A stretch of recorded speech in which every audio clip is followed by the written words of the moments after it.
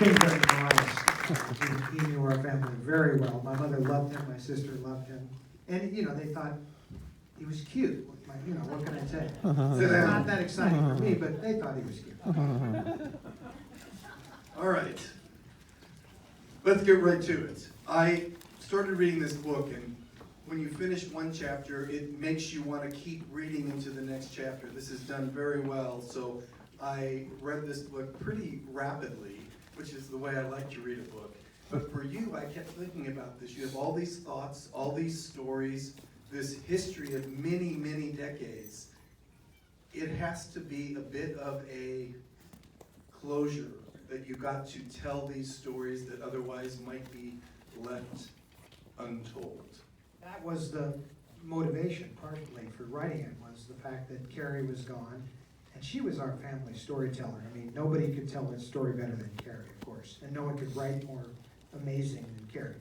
So who was I, while Carrie was here, to get involved with that, nor would I try. But when she was gone, there was a new sense of urgency that we needed to tell some of these stories and get some of this stuff straightened out.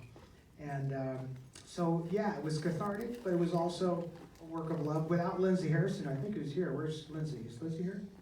Anyway, the writer, the ghostwriter, is here, happened to come. She was keeping me on track because, as you can imagine, given our family history, we can ramble. I mean, this was a tale, but to keep it focused on my girls and to keep it focused on the thread of the three of us, and not drifting off, was her job, really, because I was just sort of downloading at one point. And then pretty soon I got the hang of the idea that, okay, this is a story about my girls. That title didn't come easy. There was no title. In fact, the book company was bugging me. What's the title going to be? And I was like, I don't know. But, I was doing Bright Lights, the documentary. We were on tour, and the editor kept saying, he said, when you're out doing the documentary Q&A, he keeps referring to Carrie and Debbie as my girls. What about my girls? I say, well, okay, if I said it, it must be good. So that's how my girls came to be. He just said, you keep saying it. And then that became really the focus of the story, and really drilled it down. Your upbringing is different than most kids. No. Yes. Trust. You are a little kid who wants to make movies. So at one point, they were disassembling the back lot at MGM. You basically moved the entire western town to your backyard. You had props with costumes, and you had fake guns, and you were making real guns. You were making movies, and at one point, you made a movie. And in the movie, how old were you when Debbie Reynolds, Robert Wagner, Natalie Wood, and Cher were in your movie? And where is this movie today? Yes. Well, we were getting pretty good at that point. I mean, the Western town had been around for a while. We had gotten drilled down to actually having a script. In fact, that was Carrie's first script, and the film was called You're You. And it was about a girl living in the shadow of a famous woman. And in fact, one of the scenes is Carrie wakes up from a horrible nightmare to the sound of tap dancing in the closet. And when the door bursts open, there's my mother in her gotta dance outfit, top hat and cane, gotta dance. And Carrie's like, ah! And, but we were getting good by then. The MGM backlot rescue was really just kind of following my mother's lead. At that point, she was already buying all these costumes. And we were all mesmerized by her saving the greatest costumes ever. I mean, Marie Antoinette and Romeo and Juliet, and these amazing costumes.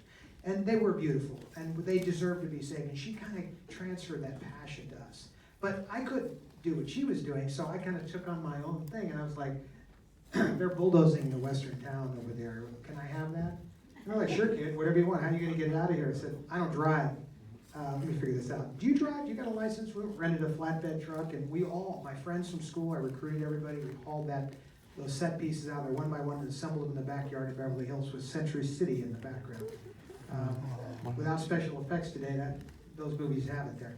And we made the remake of Butch Cassidy, and Carrie did a Molly Brown piece, and there was no end to the insanity.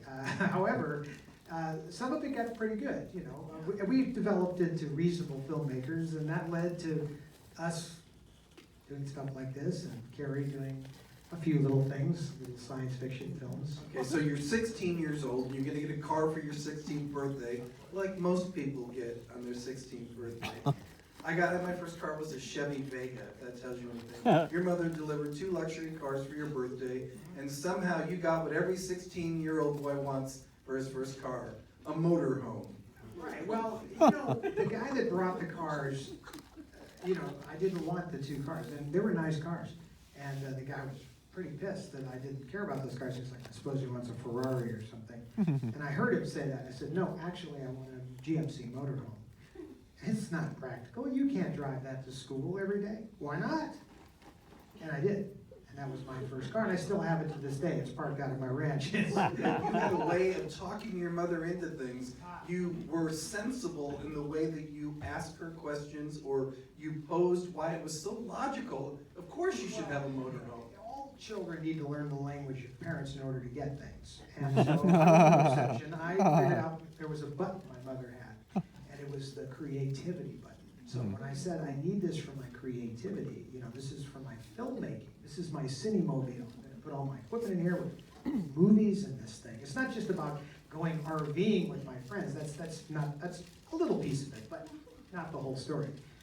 Of course, there were a lot of adventures in the RV, and thank God my mother caved into my logic. Okay, so I'm going to put you on the spot with one of my harder questions. So once upon a time, Todd marries a gal by the name of Debbie, who is not necessarily beloved. Donna. And he goes away on a trip, and he comes back from the trip and discovers that Donna is with his very, very good friend, Dusty Epson, Buddy Epson's son. And your marriage ended, he married Donna, and at the end of the book, you give him a thank you. Were you that happy to get rid of Donna? The short answer is absolutely. But, my mother called it. When I first brought Donna around, we were in Malibu house, and we're sitting there, and Donna had some tantrum because my mother kind of called her out on something, and she ran down the Pacific Coast Highway. And I got up to go after her, and my mother went, whoa, hold her right there. If you go after her now, you're going to be running after her the rest of your life. I said, what do you mean by that? She goes, trust me. I may not know how to pick them for myself, but I can see this clear as day for you. This is the wrong girl. That's the name of the chapter, by the way. The wrong girl. She knew.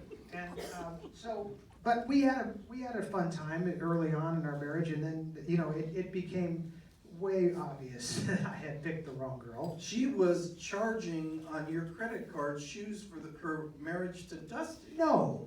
Yes. She did. And you realized paid for it. Wow. No, I did pay for it because American Express in those days, you have to pay in 30 days. By the time I got done arguing about the fact that I paid for her wedding shoes, I already had to pay the bill. I was rather incredulous about I that. still want to know why you are good friends with Dusty today. He took on such a burden. Okay, I'll buy that. So, like any good friend, you do when you can. I wrote down the house on Greenway Drive, which you talk about a lot. The memories there are very strong, and I just don't believe we've seen the end of Greenway Drive. Well, as you might remember, I was writing a screenplay with Carrie called 813 Greenway, which is the house where we grew up. This is kind of where all of the madness took place. It magic, too. It was the Downton Abbey of Beverly Hills. There were 8 people for every 1 person living there taking care of us. And so you could hardly do anything without somebody doing it for you. And so it was great privilege and great fun, the screening room and Debbie and all the magic and the parties with all the great stars. It was a magical time. And Carrie and I wrote a screenplay about coming of age at that house. And she wrote her part, and I wrote a lot of the other parts. And we were going to make that into a little movie, but it became clear that the story was bigger, so we started saying this should be a series. And then Carrie leaves the planet. And now the series is the book. So I've got 30 episodes. So you have not heard the last or seen the last of 813. Think of it like Feud meets Entourage. Or how about the Hollywood version of Billions with all of the magic of Feud? It's a very magical time, and we did extraordinary things, and it led to great heartbreak, but also great times. We had great privilege to be there. Few people saw and survived what I have seen. Your mother was very upfront about things, and one of the things she was upfront about was sex. And she would tell you that she was in a healthy relationship with a man. Or would she say a healthy sexual relationship? What were her words? Well, as you can imagine, no children want to hear about their parents' sex life, and I was no exception. So when she would want to explain things to Carrie and I, we would just recoil back. She was trying to explain sex to Carrie one time with me sitting there, and how it all works, and Carrie's like, "Oh, please, no, I can't hear this from you. There's no way." But Mom being the Girl Scout and wanting to teach you all of the merit badges, including the sex merit badge, carried on. And it was you don't want to hear about that. And she said her picker is broken when it comes to men, and there was truth to that. She didn't really pick well. And the truth is, there were millions of men that would have gotten in line to be with Debbie. I used to see them all the time. They would come up to me, got Korean war vets who would say, "You want me to kick your dad's ass?" I'd be like, that was 35 years ago, I'm kind of over it. But no, and they said, "Is your mom available?" I said, "Well, let me see." What day is it? Yeah, she happens to be available. There could have been somebody great. She just couldn't find him. But Carrie didn't have much better luck with men. She was not. No, But Gary the dog turns out to be the best man in her life. But there was a man in her life that produced your niece, Billy Lord, That was awesome. and he's a strong man in her presence and in your family still. So it was a good time to, he was there when you needed him to, and he's there for you now. And right? you see how I treat him in the book. He was demonized in our family a bit because, he was going up against Carrie. And when you go up against my sister in this family, Debbie's going to be on you in a bad way. So he sometimes was siding, obviously, against Carrie, and my mom would put him to the mat. So he took a lot of heat. But the truth is, he's an awesome father, and he has been a rock to Billy, and without him, I wouldn't sleep as well. And now let's talk about someone who was not an awesome father. His name I can't imagine was Eddie that was- Fisher. And I just took a few notes here from the movie. This page is here. You gave him no mercy in talking about what was not the best plastic surgery. So you talked about that. You mentioned how he lived for free in Carrie's co-op, and then when he came for a short Truth is a visit, bitch, what can I tell he you? wouldn't leave until Debbie knocked on the door and said, "How much do I have to write this check for you to leave?" And she wrote a check, and he left. You know why I wrote that story mostly? Was because he wrote about it in his book, and he told a different version of the story. The problem is I was there. And he said, had I known that she would have paid me to stay away for all these years, I wouldn't have done it for free. That's a quote, and I can still quote it to this day. When I read those words, I was at the Santa Monica Mall. I was outraged that he would put that in a book and say that about my sister. I was beyond pissed off. It was his second book. And I called him on the phone and reamed him, but I always remember that story, and I said, I am going to set that story straight. And in a way, that's what this book does. I go back over a lot of ground of all my family members if they chose to write or tell stories, and I say, now, wait a minute. My mom used to say, never let the truth get in the way of a good story. And I think a lot of our family members live by that motto. My dad certainly did. Well, he did drugs with your sister. He borrowed that what money all from your parents sister. do? He borrowed money from you, and you kept trying. You kept trying to let him be your father until you realized that he was just a guy named Eddie Fisher. I never really tried for the father thing. Well, you met him for lunches or Sure. dinners or coffees. Well, that's because he wanted to know if I had slept with Bianca Jagger. It was, the guy had like no class compared to my mom. My mom was a class act and then some.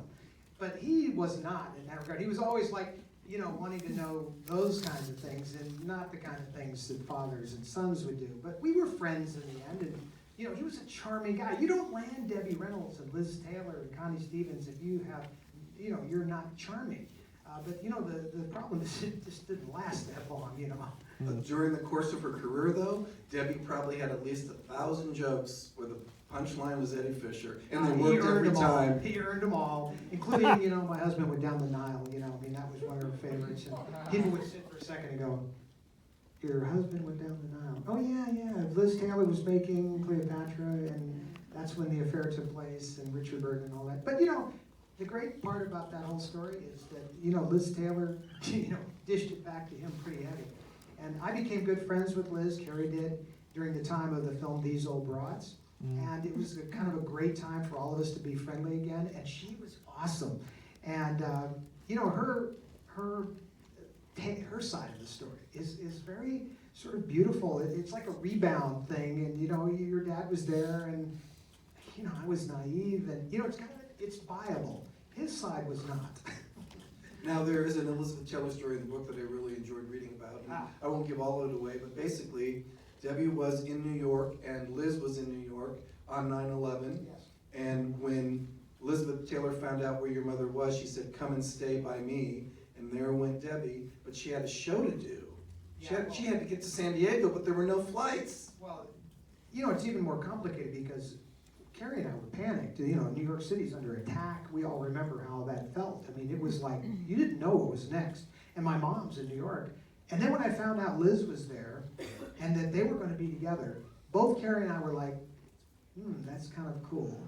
And then one step further, and I don't mind telling, this is a million stories in the book, only Liz has the clout to get an airplane in the air during 9/11, and does. She charters a jet through a friend of hers. I won't tell all the details, but suffice it to say, she gets an airplane in the air, flies my mom home to make that show. Wow. And don't you know how appreciative Carrie and I will always be for rescuing our mother and not getting her to the show so much, although that audience was big. We were happier just because they were safe and they were together, and my stepmom and mom were safe together on that chartered plane. Wow. And you get a great sense of two mottos of your mother. One, the show must go on, and two, there's no such word as can't.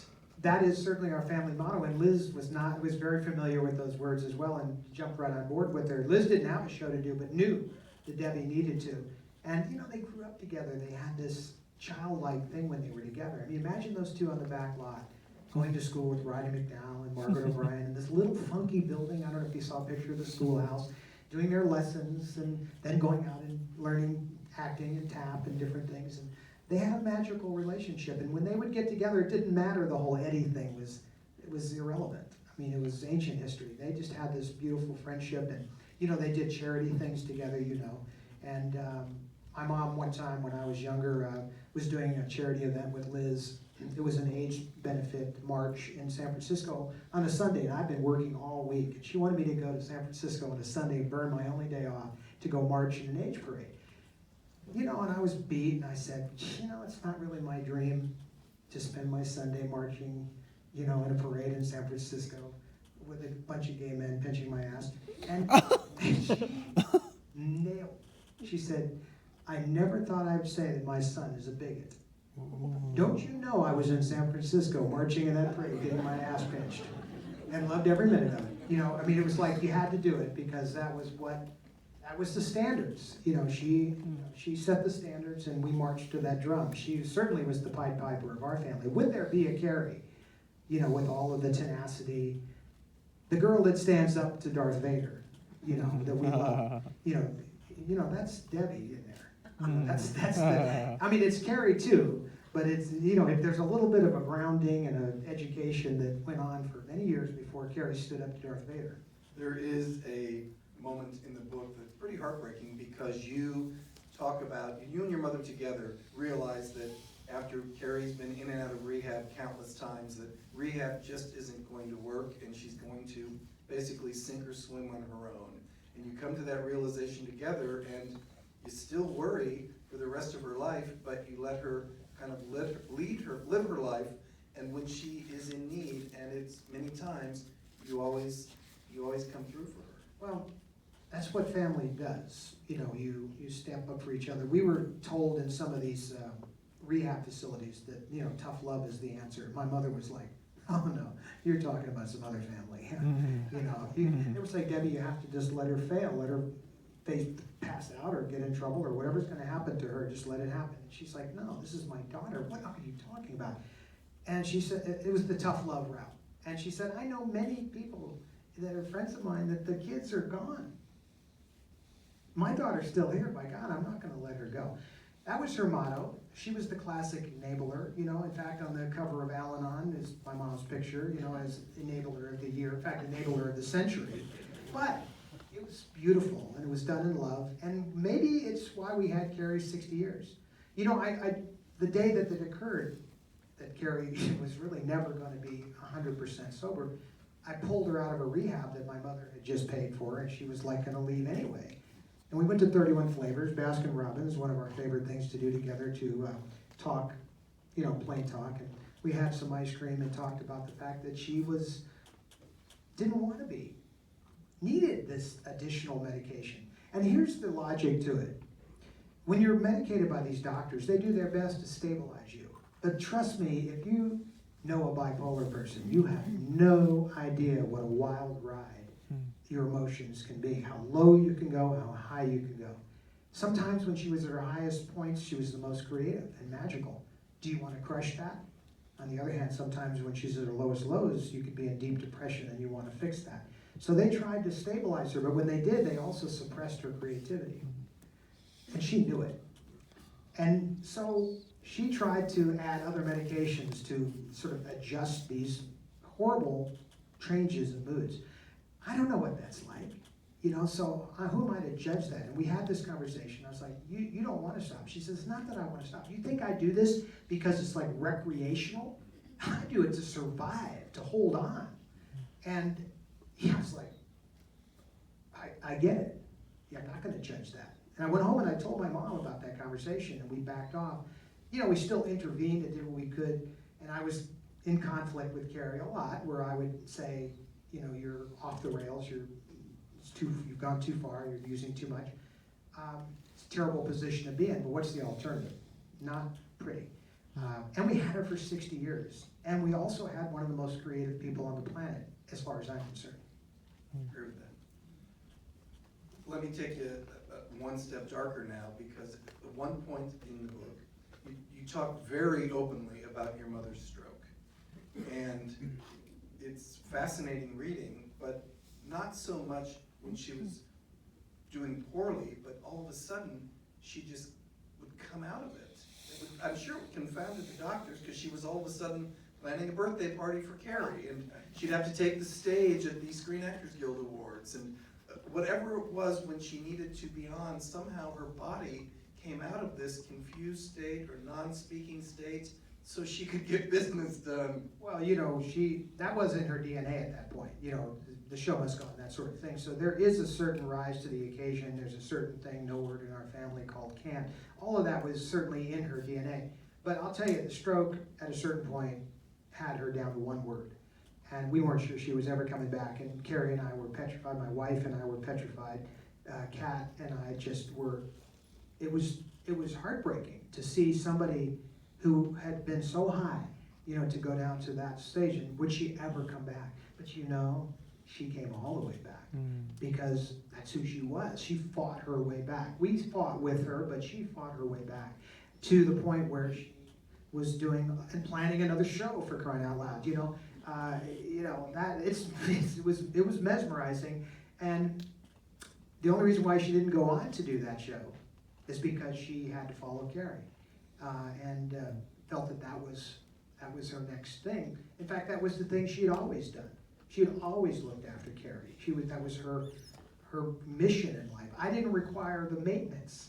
In fact, I was part of the maintenance. Somebody had to drive at times. You know what I mean? And someone had to hold the keys too. So I had the job of holding the keys and driving at times. But you look at Debbie's crawling back. It was, if you've ever seen anybody have a stroke come back, it is remarkable, and many people do not. And the doctors told us flat out, no, this is not likely going to happen. You're looking at, this is it. But man, like the day that Carrie came back on the plane and was in a coma, Debbie was at the hospital. It was like she was snappy alert. It was remarkable. I mean, and that whole Christmas, she just, her whole persona just rose to the occasion.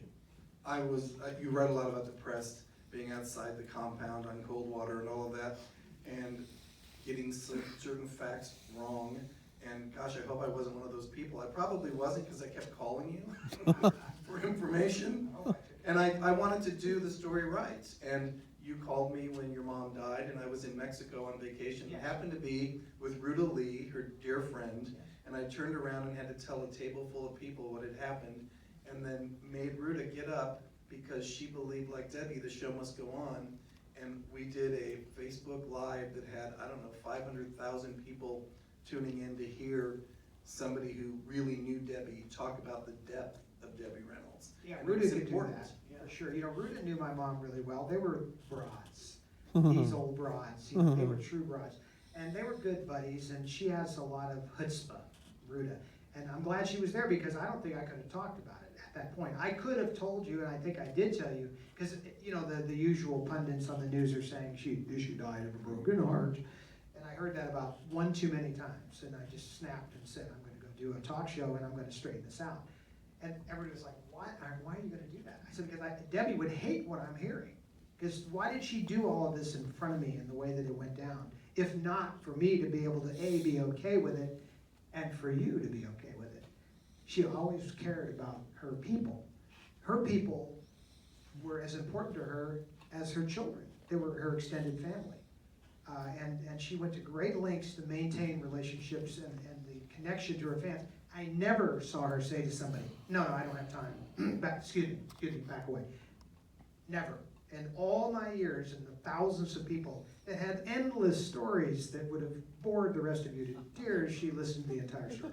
So you signed a lot of books today for fans of yourself, of your mother, of your sister. How many of these faces have you thought to yourself, I think I know who that is, or I've met this person before, or I've seen this person on one of Mom's shows? A few, and some of them, of course, they walk up and they have, like, she's got the lightsaber shirt on, you know, and I feel like anybody that loves them that much, you know, people walk up with the buns, hairdo. I mean, that's some hardcore love. There it is, look. Stand up, please. This is hardcore love. Now, and you know, I gotta appreciate that, and that comes from Debbie to Carrie. Like, Carrie didn't get that initially. She didn't connect with her people in the first couple of movies. She was still sort of trying to figure all this out. I mean, it was like, I'm not even sure I want to be Princess. You know, do I want to be typecast as Princess Leia? The answer is hell yeah. But we didn't know it at the time.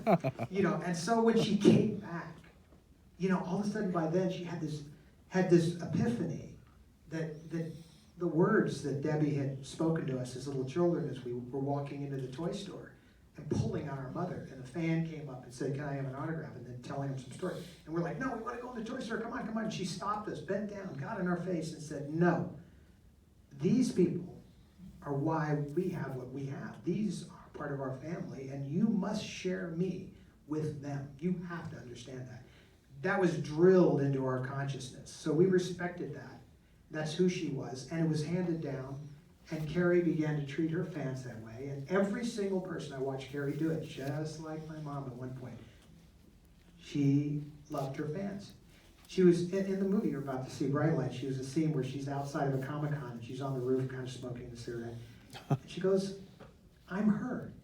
I mean, I'm the closest thing you're going to get to her. I mean, I am her, right? I mean, she is our princess, right? The Queen, Debbie, raised a princess. I watched that show. It's in the book. You see the show. She raised a princess. Carrie was a little princess. She really was. When that little princess walked into that little audition room, George goes, that's the space princess. Now, I don't know if anybody else would have seen it, but I saw it, you know. But George certainly saw it, and now the rest is history. She is our princess forever. Let me ask you two more questions before we play this film, okay?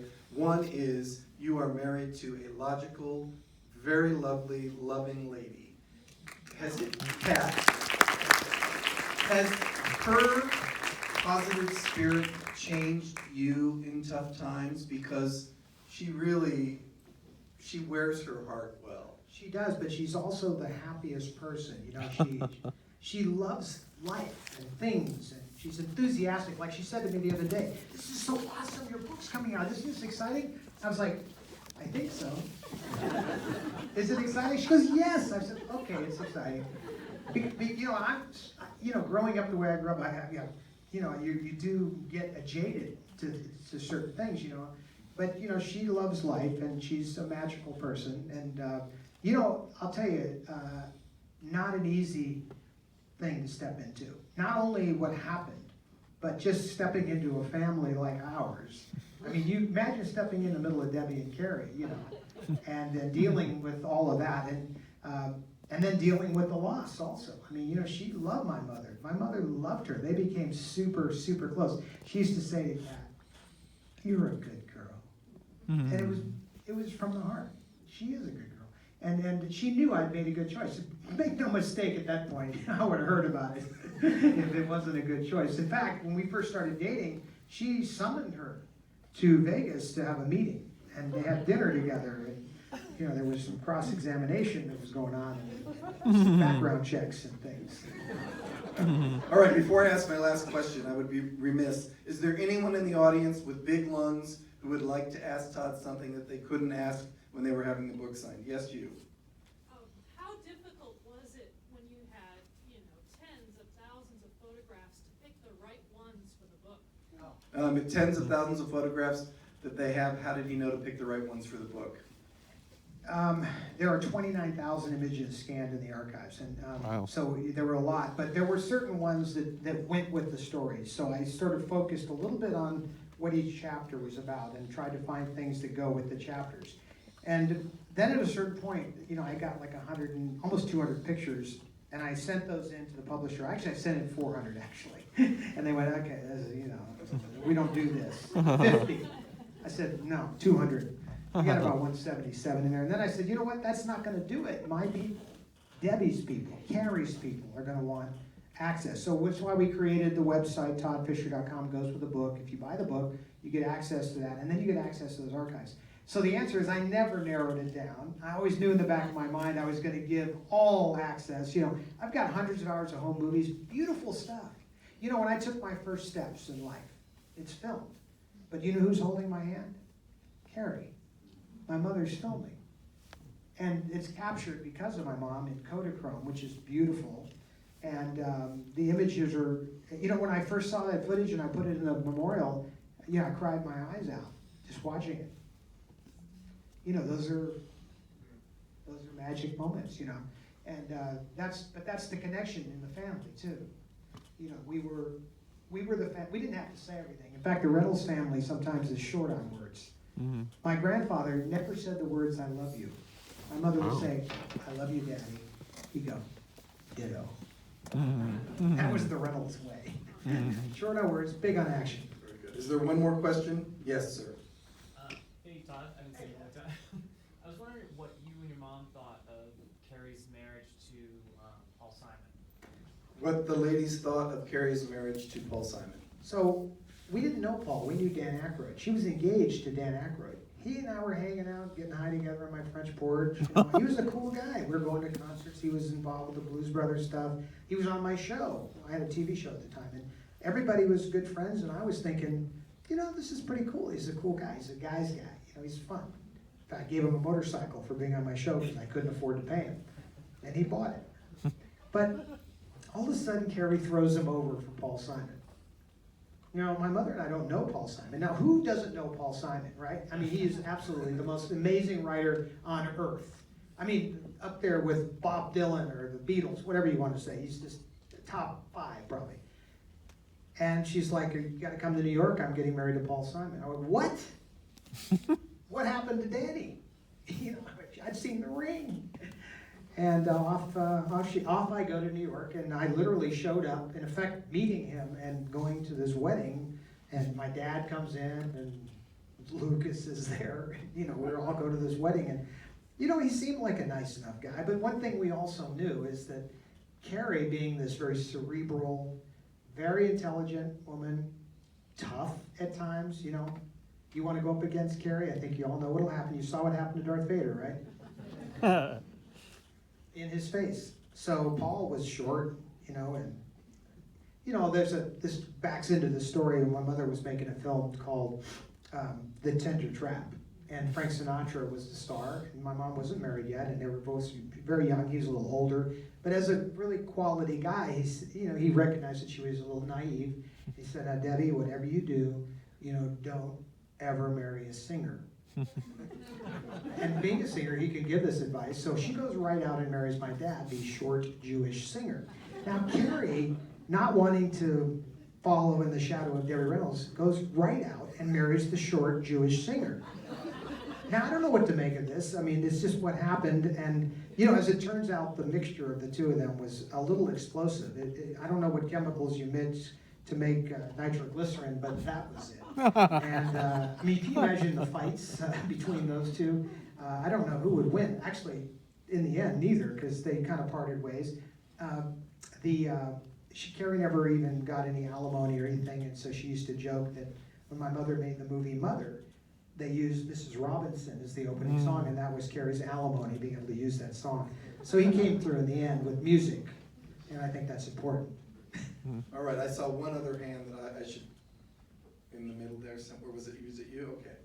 I wanted him to answer the question that you asked is, where are the movies that you shot in your backyard? And are they in this? Where are the movies you shot in your backyard? Some of them are on the website, Would that be toddfisher.com? toddfisher.com. But those movies, some of them are finished, some are not finished, so there's pieces there. But it actually shows kind of the history of Carrie and I filmmaking together. When we started doing little things in front of the tour buses to, eventually getting hold of my mom's costumes and putting those on, her worst nightmare. Carrie wearing Betty Grable and Monroe dresses, we're out shooting these movies. And then putting them away nicely so mom wouldn't notice. That's what kids do. And we got away with it. Never told mom any about that. But those movies, some were very primitive, and you'll see that. And then it kind of starts to evolve, as we get a little older. And pretty soon we actually know what we're doing. Carrie wrote, in that movie, You're You, Carrie wrote a song in that film. And the chorus went, "There's no room for demons when you're self-possessed." Now, Carrie had forgotten all about this movie entirely. And I went back to her and I reminded her about this movie at one point, and then I said, "Do you remember the song?" The character's name was Julie Rand. The character's name was Julie in metaphor Rand. And in the middle of her madness that she could not understand. This is some deep shit for 16-year-olds. And I'm like, this is, she goes, she loved that so much, "There's no room for demons or self-possessed," that she'd forgotten she even wrote the song. She had a carpet made. It's in her dining room to this day. It's embroidered with those words. She was kind of shocked herself, how, shall we say, ahead of her time she was. So last question now. Look into the audience and just tell all these folks. Oh, I'm sorry, there's another question? Kat has a question? I know that you wrote You the were out of book. the room. That's right. So I said earlier that Lindsay Harrison had written the book with me, and she showed up there with the long blonde hair. And I told you the story, that, without her, it would not happen what it is. A lot of random stories that were strung together so beautifully by her, and without her, it would not be what it is. And my girls would not be as happy as they are now without her magic touch on all those great stories. So I thank you. All right, so now, look out into the audience and tell all these folks with these books that will be going home to start reading them what you know for sure they will say when they turn the last page.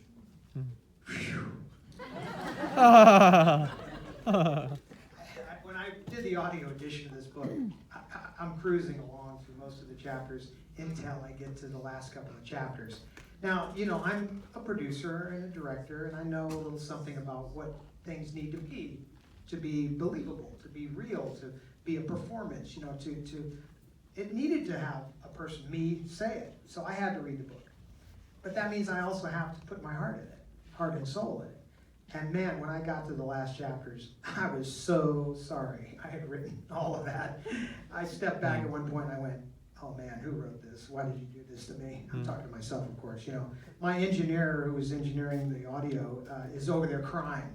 And I'm like, "Could you stop that, please?" I get a paragraph, maybe a sentence sometimes, and I had to step back and Molly Brown it. I kept going, "Suck it up. Stop that." Because it's heartbreaking. Now they're great, raucous, fun, it's a ride at times. But boy, the ending is hard. It's especially hard for me. And there was all of that very personal, very detailed stuff. And but as Carrie used to say, our family wears our underwear on the outside. What that really means is that, everything is for public consumption to some degree. And I think in order for a story to be very real and to mean something, it has to be, the underwear has to be on the outside. You can't hide. All right, nicely said. Todd, thanks for doing this Q&A. Garrett, it's awesome. You guys watch them on the show. This